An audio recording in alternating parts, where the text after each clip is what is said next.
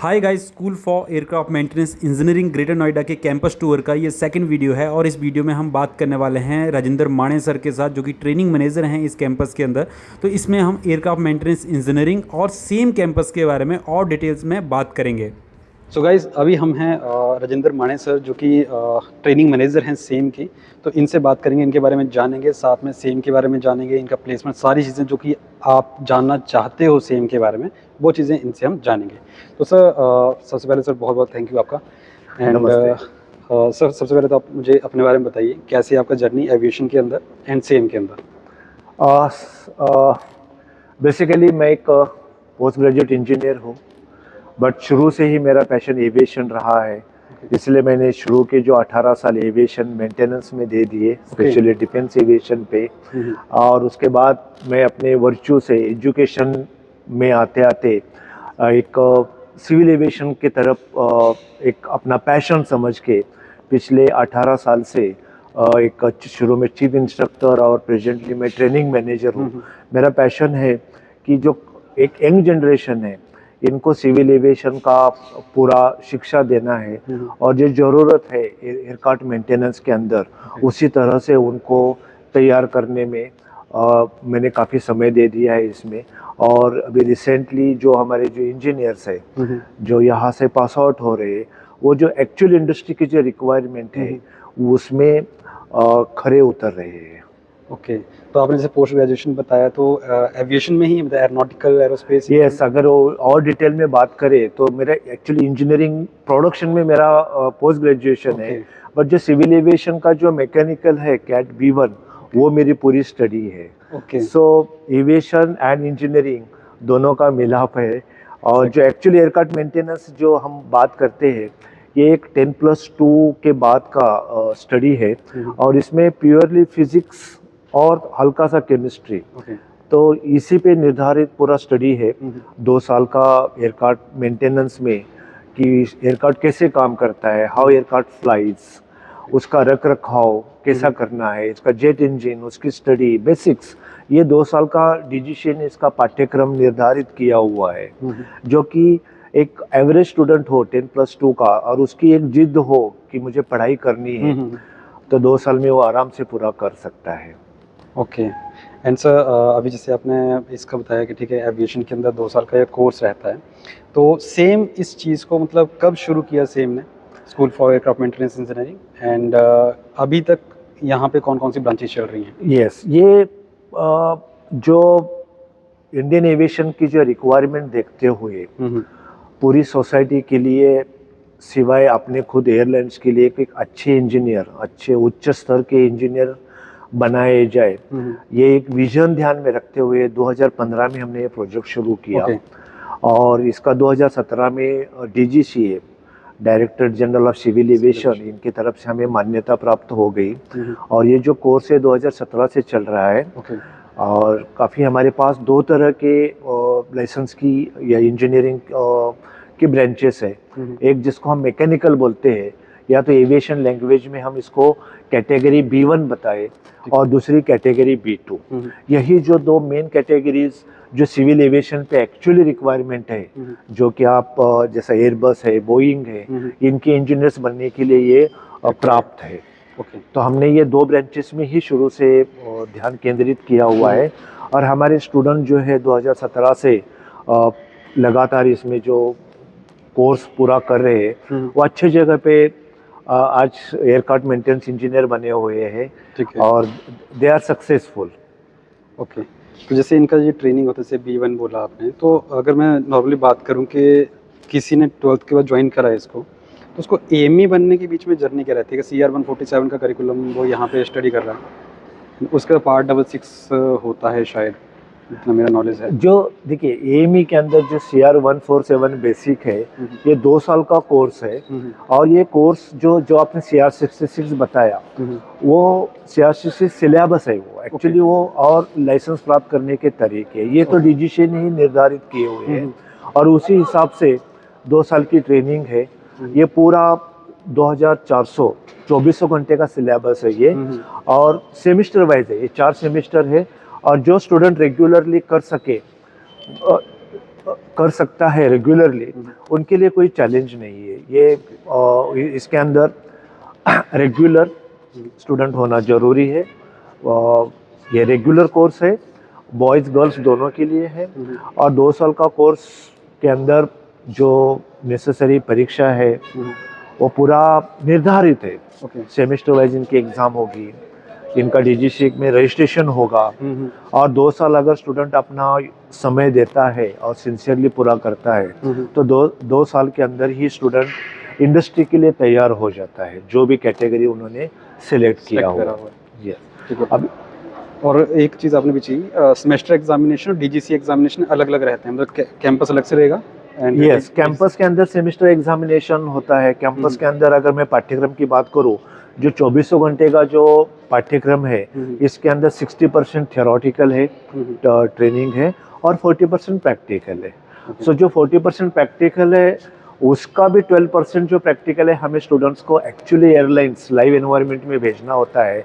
और वो कि जैसे हमारे पास अपनी इंडिगो एयरलाइंस के अंदर हमारे स्टूडेंट जाके लाइव ट्रेनिंग लेते हैं। हर सेमेस्टर में 12 दिन के लिए उनको हम भेजते हैं यहाँ से डेली।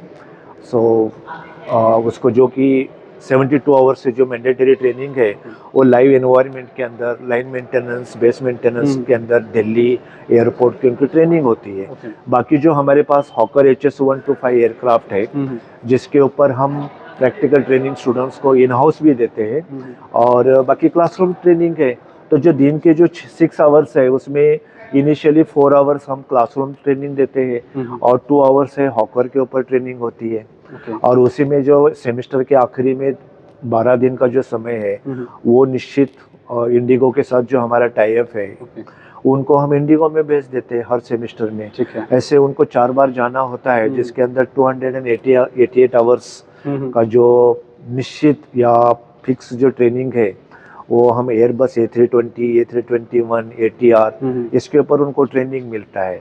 और वो स्टूडेंट जो अपना थ्योरी, प्रैक्टिकल्स और इंडिगो का ट्रेनिंग ये सब करके अपना सेमेस्टर एग्ज़ाम पूरा करेंगे। इसके साथ उनका जो एक रिक्वायर्ड ट्रेनिंग है वो पूरा हो जाता है उनका। तो आपका बोलने का मतलब कि अब ये भी स्टूडेंट्स का कन्फ्यूज़न होता है ना कि जो आवर्स उन्होंने कंप्लीट करने हैं, बेसिकली लॉग बुक मेंटेन होती है, वो फर्स्ट मंथ से ही या फर्स्ट डे से ही शुरू हो जाती है उनकी, एंड 288 आवर्स जो हैं वो आप सेमेस्टर वाइज में डिवाइड कर देते हैं। मतलब ये कंप्लीट करना है 2 साल के अंदर, चाहे आप एक साथ 3 महीने लगा दो या फिर आप जैसे आप हर सेमेस्टर उनको एक्सपीरियंस दे रहे हो। यस, तो वैसे कंप्लीट कर दो। सो इसमें जो अटेंडेंस है, देखिए ये प्रोफेशनल कोर्स है और कोई भी चाहेगा कि जो मैं एयरक्राफ्ट साइन कर रहा हूँ या जो मैं लाइसेंस का अधिकार के हिसाब से मैं साइन कर रहा हूँ एयरक्राफ्ट उड़ान योग्यता, तो उसमें अपने पूरा सुरक्षितता जरूरी है। तो आपने जो पाठ्यक्रम लेना है वो ज़्यादा से ज़्यादा लेना है। तो यस, कोई भी बीमार हो सकता है या वहाँ 10% टाइम उनको दिया गया है, 90% अटेंडेंस होना जरूरी है। वो भी DGCET के हिसाब से है कि थियोरेटिकल हो या इन हाउस प्रैक्टिकल है, इसमें 90% जरूरी है। और जो हम इंडिगो में ट्रेनिंग कराते हैं इनको, जिसको AMO ट्रेनिंग बोलते हैं, वो ट्रेनिंग में 100% जरूर है, क्योंकि 288 hours is mandatory live training. तो उस तरह से कोई भी स्टूडेंट अगर कोई बीमार होता है तो 10% उनको रियायत है, और उसके सिवाय भी अगर उनका कुछ अब्सेंटिज्म है तो हम सेमेस्टर एंड में उनका एक्स्ट्रा क्लासेस दे देते हैं और उनका ट्रेनिंग पूरा करते हैं। ठीक है। और सर एक स्टूडेंट्स के क्वेश्चन है ये कि जैसे आपने बोला कि DGCET का रजिस्ट्रेशन लाइक कंप्यूटर नंबर उनको मिलता है, तो अगर इन केस बच्चा जो है वो 2 साल के अंदर पेपर्स नहीं निकाल पाता है, बहुत सारे स्टूडेंट्स के साथ होता है, तो मैक्सिमम टाइम कितना होता है उनके पास उसको कंप्लीट करने का, जो पेपर्स निकालने का? देखिए, जो रेगुलेशन है उन्होंने तो 10 इयर्स का टाइम दिया हुआ है। आप जिस समय से आप रजिस्टर कर रहे हैं 10 साल के अंदर आपको पेपर निकालने हैं। बट जैसा कि अच्छे कॉलेज, जैसा कि हम SAME सेम की बात कर रहे हैं, तो आज मेरे पास जो स्टूडेंट 2022 का पास आउट हो रहा है, मेरे पास ऐसे भी स्टूडेंट है कि जिनके सारे पेपर्स DGCET मॉडल्स क्लियर है 2 साल के अंदर। जैसा कि B1 में 11 मॉडल चाहिए होते हैं, B2 में 10 मॉडल चाहिए होते हैं। DGCET के जो मॉडल्स है 10 है B2 के लिए और B1 के लिए 11 मॉडल्स है। तो ये अधिकतम स्टूडेंट्स के 11 में से 8-9 मॉडल्स हो जाते हैं, 10 में से 7-8 मॉडल्स हो जाते हैं। तो जॉब के लिए एयरलाइंस में आप जाते हो तो आपके पास इस कॉलेज में आपने 2 साल कोर्स पूरा किया, इंटरनल एग्जाम पास किया, 90% अटेंडेंस दे दिया और एएमओ ट्रेनिंग किया,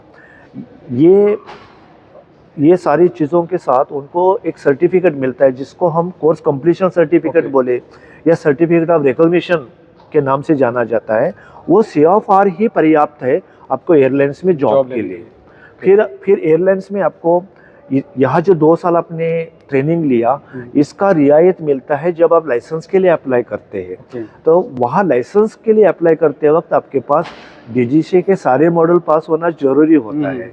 तो ये 2 साल, और जो आप इंडस्ट्री में 2 साल काम करेंगे एयरलाइंस में, तो ये 4 साल के अंदर आप पेपर पूरे करते हो तो आप लाइसेंस के लिए आपको एलिजिबल हो, लाइसेंस आपको पूरा मिलता है। तो ऐसा लाइसेंस के लिए कुछ DGCA पेपर का कोई इश्यू होगा ऐसा नहीं होता है। जो एक स्टडी स्टूडेंट है वो जनरली ज़्यादा से ज़्यादा मॉडल इसी कॉलेज में पढ़ाई करते वक्त ही पूरा करके निकालता है। और इसके लिए हमारे ये प्रयास होते हैं कि स्टूडेंट जैसे ही एडमिशन लेता है, शुरू के 1 महीने के अंदर हम उनके necessary documents, board verification certificates, ये सारे डॉक्यूमेंट्स लेके उनको हम DGCA में कंप्यूटर नंबर के लिए अप्लाई करने के लिए मदद करते हैं। और हम अच्छे से डॉक्यूमेंट स्क्रूटिनी करते हैं और DGCA कंप्यूटर नंबर तो तुरंत मिल जाता है। तो हमारे पास अभी 2024 बैच की एक स्टूडेंट है हमारे पास, उनका एडमिशन हमारे पास अगस्त में हो गया। अगस्त में ही उनको कंप्यूटर नंबर मिला और सितंबर के 2nd वीक में उन्होंने DGCA एग्जाम भी दिया और वो पास भी हो गए। तो ऐसी भी एक आधी केस जो आउटस्टैंडिंग होती है। नहीं तो जनरली जो जुलाई में एडमिशन लिया वो स्टूडेंट दिसंबर एग्जाम तक उनको कंप्यूटर नंबर मिल ही जाता है।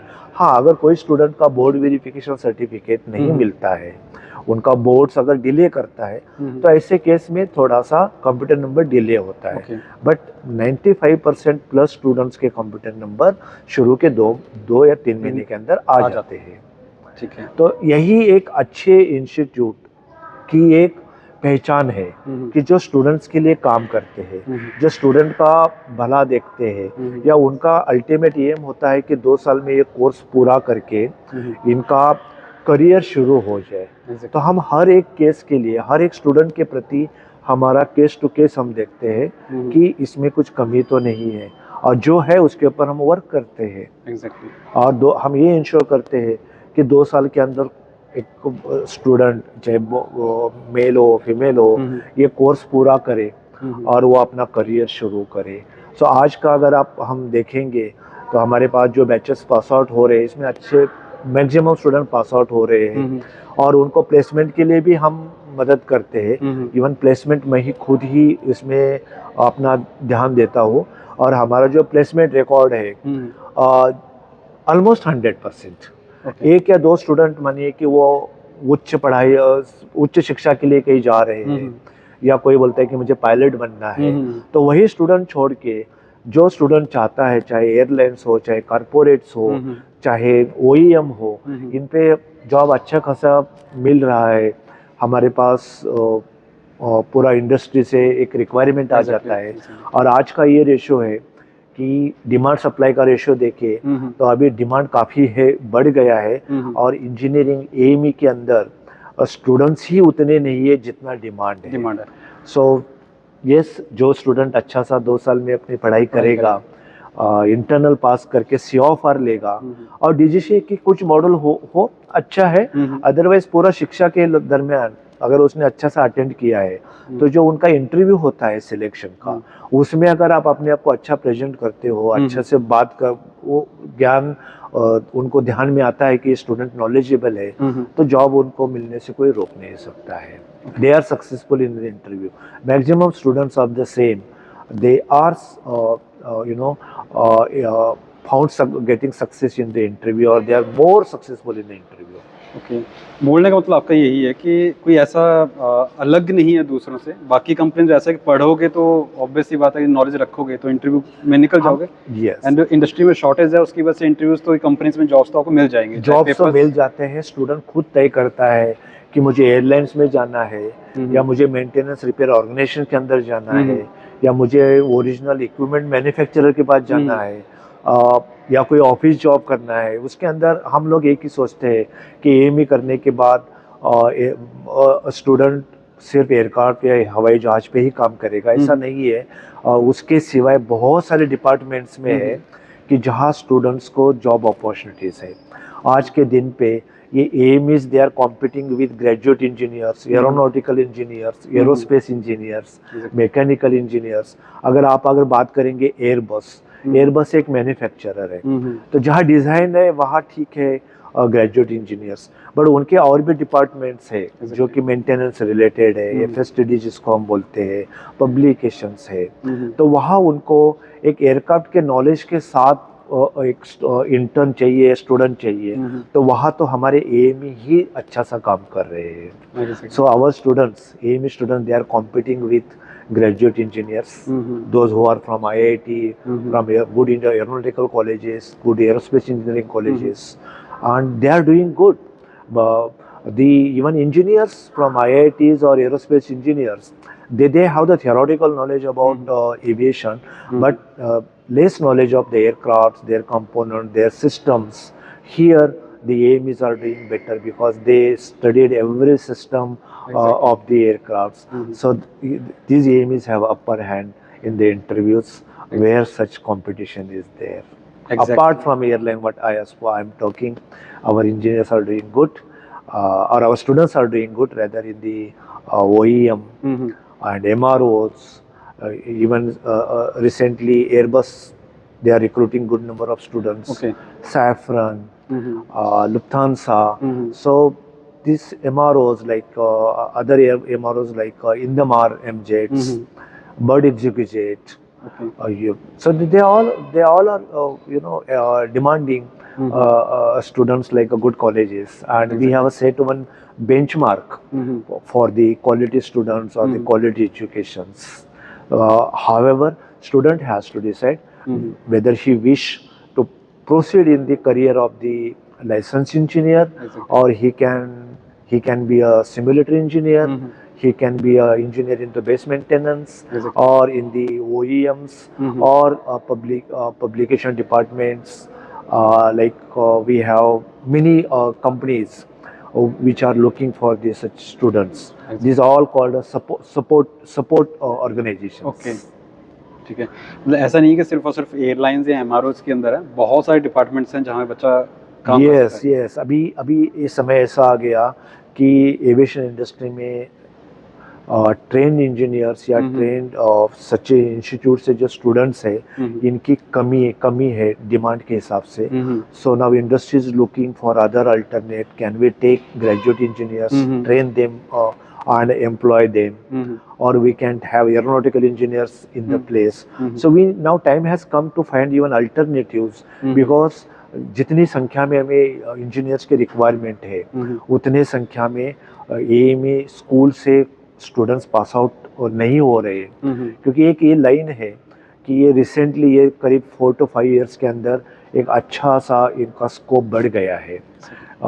इंडिया के अंदर एविएशन अच्छा कर रहा है। मोस्टली ये बात करें तो आफ्टर कोविड ही ये चीज़ ज़्यादा, कोविड के बाद yes, aviation industry has grown in the good scope, and you might be seeing that airlines, they have many 1,000+ aircraft order. They are ordering more aircrafts. The requirement of engineers has increased tremendously. Apart from this, one more point I would like to say कि ये जो students है, airlines में जाते हैं, they get experience, and when they get a license, they are open to the world market, especially Middle East, Singapore. So these all companies, they offer them a lucrative salaries, and the students, they want to fly abroad. So we have a brain drain here. So there is such a huge demand, comparatively उतने students school नहीं दे पा रहा है जितनी आज के दिन पे डिमांड है। आज हम एयरबस A350 लेके आ रहे हैं, आज हम बोइंग 777 लेके आ रहे हैं, wide body aircraft. So aviation industry is growing very faster rate, but हमारे पास इंजीनियर्स की कमी है। आज ये हर स्तर पे इंडस्ट्री जो स्टेक होल्डर्स है, इंडस्ट्री, देन रेगुलेटर्स, सबकी सबका ध्यान अभी इस चीज़ पे गया हुआ है कि हमें जितने इंजीनियर चाहिए, जिस स्तर के क्वालिटी के चाहिए, वो मार्केट में नहीं है। और इस चीज़ के लिए काफ़ी कमिटीज़ इसके ऊपर अध्ययन कर रही है कि इसके लिए हम क्या करें ताकि हमें क्वालिटी और क्वांटिटी दोनों मिले। तो जो स्टूडेंट अगर 10+2 एक एवरेज स्टूडेंट है, 50% हो, 60% हो, और जो मेहनत करना चाहता है उसके लिए ये कोर्स अच्छा है। ओके, ठीक है। आपको बोलने मतलब कि इंडस्ट्री में जॉब्स का कमी नहीं है, कमी है स्किल्ड मैन पावर का। यस, स्किल्ड हो या क्वालिफाइड भी बोल सकते हैं, या मिनिमम क्वालिफिकेशन जो रिक्वायर्ड है आपका सर्टिफिकेट ऑफ रिकॉग्निशन जो 2 साल कोर्स के साथ मिल जाता है। और उसके लिए again coming back, student has to attend the course, he has to pass semesters, he has to complete the course and get a CFR and ready for the industry. Of course इसके साथ जो soft skills है, जैसा थोड़ा हम बात करें communication skills है या knowledge है। देखिए इसको स्किल जो हम एक बोलते हैं कि हम एक स्टूडेंट स्किल होना चाहिए। स्किल एक पार्ट है कॉम्पिटेंसी का। कॉम्पिटेंसी हम बात करें तो उसके अंदर 3 चीज़ आता है। एक तो नॉलेज आता है, ज्ञान जो आप लेते हैं या जो क्लासरूम्स के अंदर आपको दिया जाता है। दूसरा आता है स्किल जो कि आपको प्रैक्टिकल करने से आता है, जो प्रैक्टिकल आपको दिया जा रहा है। और दूसरा एक है एटीट्यूड जो कि स्टूडेंट्स के अंदर सही होना ज़रूरी है कि पंक्चुअलिटी होनी चाहिए, सिंसियरिटी होनी चाहिए, ऑनेस्टी होनी चाहिए, कुछ वैल्यूज़ होना चाहिए। तो we try to train a student for the knowledge, skill, and tune them for the actual industry requirements। जो 2 साल के अंदर यही हम इसके ऊपर अच्छा सा काम करते हैं, चाहे उनकी सिंसियरिटी हो, ऑनेस्टी हो। So we train them better and that's why our students, they are outstanding from the others, they are doing good। Okay sir, placements का तो आपने बता दिया कि ठीक है इंडस्ट्री में जॉब है, रिक्वायरमेंट है। अब मेन कंसर्न ये होता है स्टूडेंट्स का कि उनको स्टार्टिंग सैलरी कितना मिलेगा, तो वो भी थोड़ा सा आप बता दीजिए कितना सैलरी उनको। देखिए अब सैलरी पे मैं थोड़ा यहाँ आपको एक्सप्लेन करना चाहूँगा। जनरली यही अगर कोर्स हम जो कि यासा के एटपार दे रहे हैं, अगर आप यूरोप में जाओगे तो यही कोर्स 4 साल का होता है और इंडिया में ये 2 साल का कोर्स है जिसके साथ आपको जॉब मिलता है। और वहाँ आप जब एक्सपीरियंस 2 साल का लेते हैं तो आप लाइसेंस के लिए काबिल होते हैं। तो ये जो 4 साल के अंदर की हम बात करें, 4 साल के बाद तो salary is very good, tentatively around 50,000 rupees। But to gain experience initial 2 years, nobody will employ you as a free, so you need to be on the employee list। so वहाँ जो है ये स्टूडेंट जैसा कि training करके जाते हैं शुरू में, तो वो ट्रेनिंग पीरियड कहीं 6 महीने का है, कहीं 9 मंथ्स का है। तो वहाँ की सैलरी आप बात करो तो एक तरह से स्टाइपेंड होता है और वो भी कंपनी टू कंपनी डिफर करता है। तो किसी एयरलाइंस में आपको वो 13-14,000 दिया जाता है और कुछ एयरलाइंस है जिसके अंदर आपको शुरू में 22,000 से 25,000 भी दिया जाता है। तो स्टूडेंट को जो इनिशियल सैलरी पे फोकस नहीं करना चाहिए क्योंकि वो आपका अल्टीमेट नहीं है।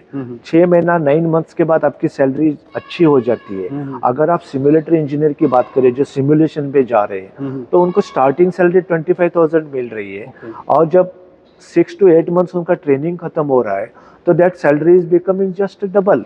सो 45,000 से 50,000 के रेंज में उनको सैलरी 8 to 10 मंथ्स के अंदर मिल रही है। तो आप जितना एक्सपीरियंस गेन करके जैसे आगे जाएंगे आपकी अच्छी सैलरी है। आपका बोलने मतलब कि 2 साल बेसिक ट्रेनिंग, उसके बाद 6 to 9 मंथ का ट्रेनिंग, उसमें स्टाइपेंड है एंड देन वो एक्चुअल अच्छी सैलरी के ऊपर। And nowadays scenario is changing because once you are getting experience and you have hands-on experience, the salaries are about 30,000 rupees, and these are the good।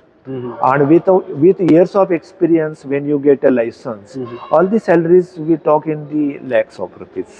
मतलब actual जो earning बोल रहे हैं इस सेक्टर के अंदर, तो आफ्टर लाइसेंस बढ़िया सेटल हो सकता है। अच्छा, इट इज़ अ गुड। और लाइसेंस के बाद नॉट ओनली गुड सैलरी, आपको इसके साथ जो फैसिलिटीज है, आपका जो पूरा परिवार है, परिवार नॉट ओनली अ वाइफ और चाइल्ड्स, आपके पेरेंट्स है, आपके ब्रदर्स सिस्टर, तो जो ब्लड रिलेशंस है इनको नेशनल और इंटरनेशनल ट्रैवल के लिए आपको फ्री पासेस मिलते हैं, Okay. एयर ट्रैवल मिलता है। सो आप तो ये एक अच्छी सुविधा है। सिवाय आप जो वर्क करते हो, एक जो आपका जो वर्क एनवायरनमेंट है, सो वो तो एयरपोर्ट पे अच्छे जगह पे है, and it is a glamour, you know, next aviation is a next to Bollywood. So आप सही जगह पे, अच्छे जगह पे, कॉर्पोरेट्स में काम कर रहे हैं, and 10+2 student with physics, chemistry, maths, and getting trained for 2 years, and he is on actual job at the age of, let's say, 20 years. It's good enough. Exactly. Unless you have a very big dreams to become IAS officer or a class 1 officer or going for PhD, or for now it is, one student has to decide in life what you want to do. Exactly. But if you want to stand on your legs with a less number of years of education and start earning, this is the best course. And after this course, once you are settled, you get a license, then you have plenty opportunity to go for higher studies, study, rise, because you will find all the CEOs of airlines or organizations, they have gone through the same channel. The basic qualification what they had is AME. Okay, इसमें sir आप higher studies का बात कर रहे हो, तो इससे आगे क्या हायर स्टडीज़ रहती हैं? मतलब ग्रेजुएशन या कुछ और भी होता है अभी? नहीं, ग्रेजुएशन आप, it is see there are avenues available. अगर आप साथ साथ में कोई ग्रेजुएशन करते हो, देन पोस्ट ग्रेजुएशन करते हो या MBA करना चाहते हो, सो वो that is your interest apart from this. But अगर आपको लाइसेंस इंजीनियर या इंजीनियर एयरक्राफ्ट का बनना है, तो उसके अंदर बाकी क्वालिफिकेशन का जरूरत नहीं है। आप क्वालिफिकेशन है, बढ़िया है, you have the information, but minimum requirement जो है वो लाइसेंस के लिए DGCA के मॉड्यूल्स और ये COFRs, और अपने मेडिकली फिट होना है। तो मेडिकल फिटनेस के लिए तो हम जब स्टूडेंट्स को एडमिशन देते हैं, तो उस टाइम हम मेडिकल फिट करके उनको, जैसा कि फिजिकल फिटनेस एक registered MBBS doctor certificate send करके देते हैं कि ये ठीक है। दूसरा, इनका आई फिटनेस सर्टिफिकेट एक चाहिए होता है कि जिसके अंदर कलर विजन नहीं है या नाइट ब्लाइंडनेस नहीं है। ये बहुत ज़रूरी है, क्योंकि लाइसेंस में भी आपका मेडिकल होता रहता है। अच्छा सर, इसमें एक और चीज़ मैं पूछना चाहूँगा, जो इनकी कैटेगरीज हैं, या गर्ल्स के लिए भी बात करें तो गर्ल्स के लिए सेक्टर कैसा है? गर्ल्स के लिए बहुत ही अच्छा सेक्टर है, और आज के दिन पे इवन इंडियन गवर्नमेंट या director general of civil aviation, इनका सबका एक प्रयास है कि इस सेक्टर में जो फीमेल कंट्रीब्यूशन है और बढ़ाया जाए। आज के दिन पे हमारे पास अगर पायलट्स की बात करें, इंजीनियर्स की बात करें, तो परसेंटेज है 20-25%, बट ये और बढ़ाना है हमें। So no gender bias, both male female both are equal, और गर्ल्स काफ़ी अच्छा संख्या में इस इंडस्ट्री में आ रही है, एडमिशन ले रही है। Even they are good for avionics, electronics, because that work is light work. However, आजकल लाइसेंस सिस्टम ही ऐसी हो चुकी है कि B1 can be B2 engineer, B2 can be B1 engineer. Yes, after gaining your main license, you work for another year for the other category, clear papers, and you can become a both. So as such, females के लिए अच्छी opportunity है, और आज के दिन पे 10-15% girls ratio है एडमिशन में, उनका कंट्रीब्यूशन, यानी 10-15% girls are admitted every year, and that can be increased. Girls के लिए अच्छा है, and they have been preferred, they are doing good, rather they are more sincere somewhere. Exactly, मतलब बोलने का मतलब ये है कि अगर गर्ल्स भी इस सेक्टर के अंदर आना चाहिए तो ईजिली आ सकती हैं। ऑफिस जॉब्स भी होती हैं, office job, yes, office job है। एवियोनिक्स जो इंजीनियर है उनके लिए भी, उनके लिए थोड़ा ज़्यादा सुटेबल है, because they are working with electronics और with laptop, they are working in the cockpit. So girls का कंट्रीब्यूशन अच्छा है एविएशन में। सर एक चीज़ में इसमें एक IT का जॉब बोलते हैं, वो जॉब क्या रहता है IT के अंदर? नहीं, IT जो इंफॉर्मेशन टेक्नोलॉजी है वो इंजीनियरिंग में है, बाहर है। बट कंपेयर जो एवियोनिक्स की हम बात करें या एविएशन के अंदर जो इलेक्ट्रॉनिक्स है aviation related, that is avionics. So we say avionics. So girls, उनकी अपनी चॉइस है, बहुत सारी गर्ल्स है जैसे नो मैं मैकेनिकल इंजीनियर बनना चाहती हूँ, Exactly. सो वो कैटेगरी B1 में एडमिशन लेती है, उनकी चॉइस है। उनकी चॉइस रहती है। पर ओवरऑल बोलें कि चाहे गर्ल हैं चाहे बॉय हैं एंड किसी भी कैटेगरी का चाहे बच्चा का परसेंटेज कम है ज़्यादा है, ये कोर्स सबके लिए सूटेबल है क्योंकि प्रैक्टिकल कोर्स है, किताबों के प्रोफेशनल कोर्स है, थियरी एंड प्रैक्टिकल दोनों मिक्स है इसके अंदर, एंड कोई मैथमेटिक्स एनालिटिकल ज़्यादा नहीं है, एक बेसिक फिजिक्स थ्योरम के साथ बेस्ड कोर्स है। एंड माइनर सा केमिस्ट्री इंक्लूड कर लें बीच में, लाइक बैटरीज और यस, थोड़ा बहुत पार्ट केमिस्ट्री का है, बट जो एक जिसका एक एम है कि कुछ ज़िंदगी में कुछ करना है, एग्जैक्टली वही है।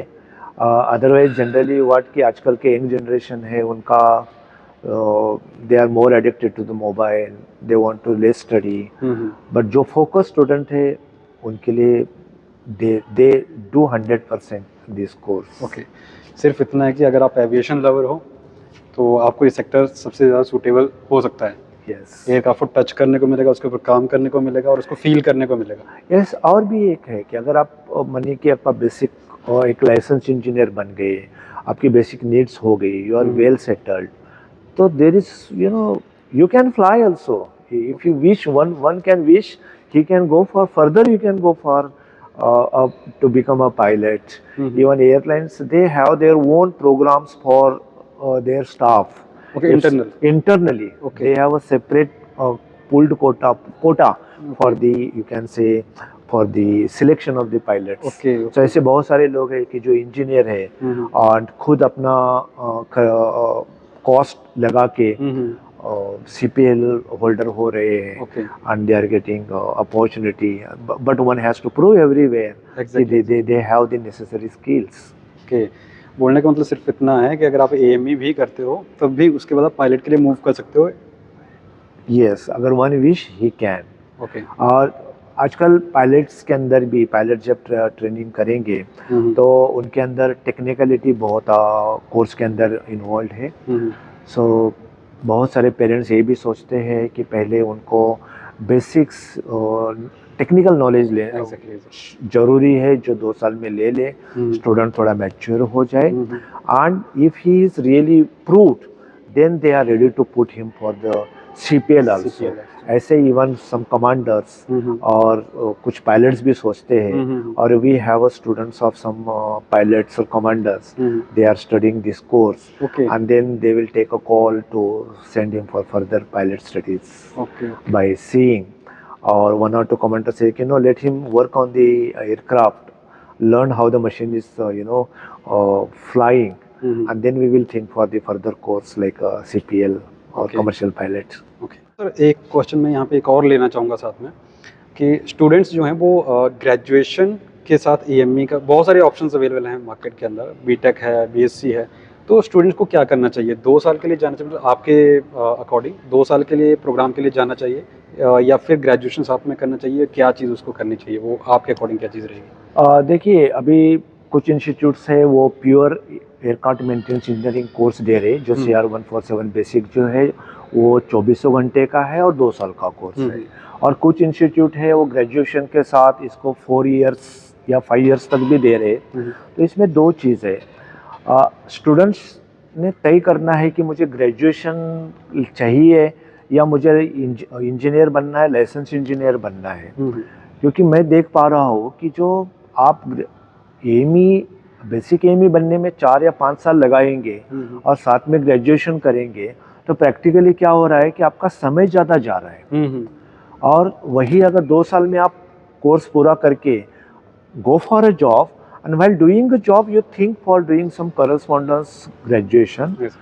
नहीं तो हो क्या रहा है प्रैक्टिकली, जो 4 साल में AME और ग्रेजुएशन करना चाहते हैं वो ना AME में फोकस कर पा रहे हैं ना ग्रेजुएशन पे फोकस कर पा रहे हैं, वो दोनों के बीच में कहीं है, यानी कि ना यहाँ सक्सेसफुल है AME में, ना ग्रेजुएशन में कंप्लीशन हो रहा है, बीच में कहीं है, प्लस उनका टाइम ज़्यादा गया, 4 to 5 years।